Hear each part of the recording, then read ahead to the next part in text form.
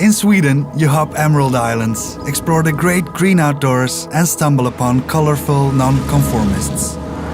One example is Mr. Christer Christensen, a motorcycle adventurer turned collector, with a museum packed to the roof with, as he describes it, mobile, fully functioning art.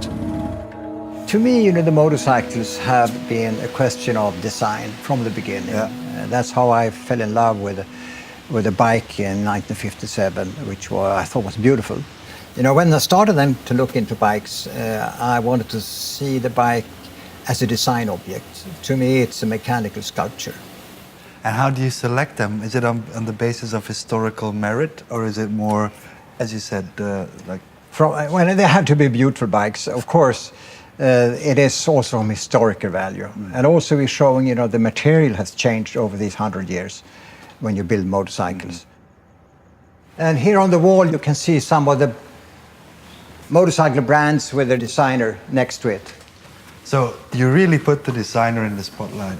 It's Absolutely. more about the design. Yeah, they are the guy who actually made this happen. I want to lift in the motorcycle in the living room. If you understand what I mean. It should not be in the garage. And to look at it as it's a piece of art which you can, I think it's coming slowly.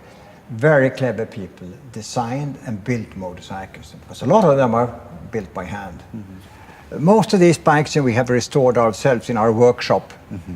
So we are very careful about restoring them to the original state.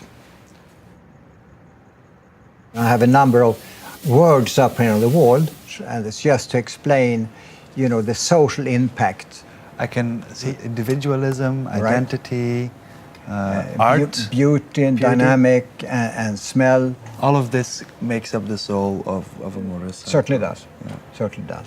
This bronze statue, that's what I want people to leave, that picture of a motorcyclist should look like.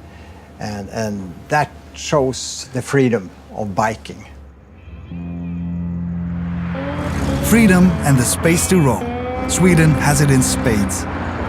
Even if, in theory, you're not old enough to handle something bigger than a moped. When the snow lies thick and the sun hardly ever rises, you want something different anyway.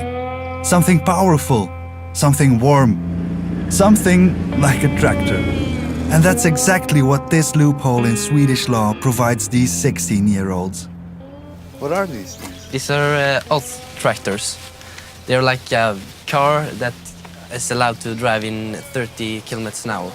But it's like completely modified. Yeah, actually. You take the back side of the car off and then you weld it up and cut out. Then you get a small pickup. All right. But it has the normal engine? Yeah. But it's limited to 30 kilometers an hour. Yeah. It has 2 gearboxes. But it's okay, 30, you get used to the speed. Yeah, you get used to it. So what do you do instead of going fast? Like you just listen to some music? Yeah, a little? mostly music. So why don't you guys ride mopeds? Then you have the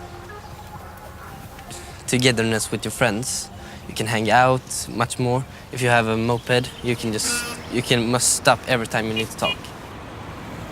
I think it's like a super relaxed way of transportation. Yeah. Just chilling. Yeah. Togetherness. I like it. I think it kind of sums up this country in touch with the environment, in touch with the good life, in touch with each other. And isn't that just what motorcycling is all about?